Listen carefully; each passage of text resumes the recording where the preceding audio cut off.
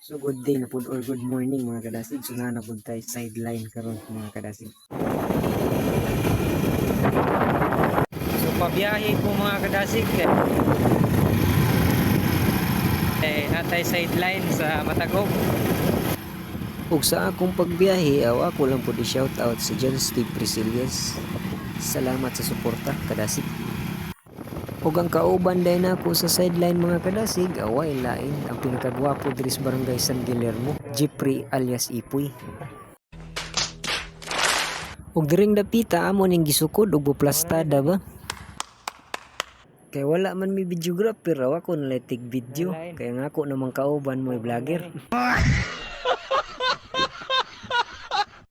Transition dayon kay kulang man ang among gamit. Imbiyahe na pud mi kay mopalit mi sa hardware. A few moments later. Pag-abot na mo diri sa hardware, dugay mi nakapalit kay naman sila yung mga guwapa nga customer. Ug ang guwapo sa San Guillermo di mo atubang sa customer kay guwapa pa kuno yang asawa ani.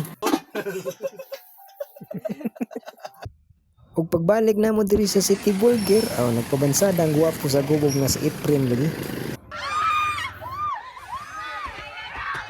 Ug pag-abot na mo diri, mo dang gisugdan. Abot na gid. Are akong kauban mga kadasig. Dahil kayo. Gahig now. Was gay gud ang kahimtang mga kadasig. Murag. Bubot kayo. Ug diring dapita, mo dang giplastada ang kamera kaya nga kung guwapo nga kauban siya ra gyud kuno ang motira.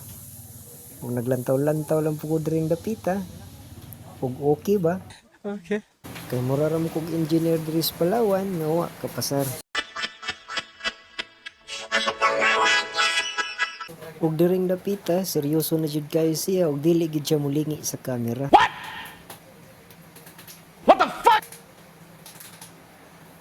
Ug diri pong dapita, di man gyud kuno makumpleto ang trabaho ug way magsigig tan-aw mo ang gatan-aw lang ko.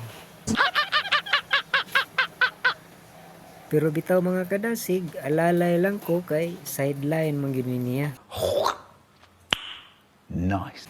Ug diring dapita, iya gyud gipahaom ug gipagabsan kay mura ra mo kuno ni sa relasyon niya nga haom-haom gyud kuno ang plastada.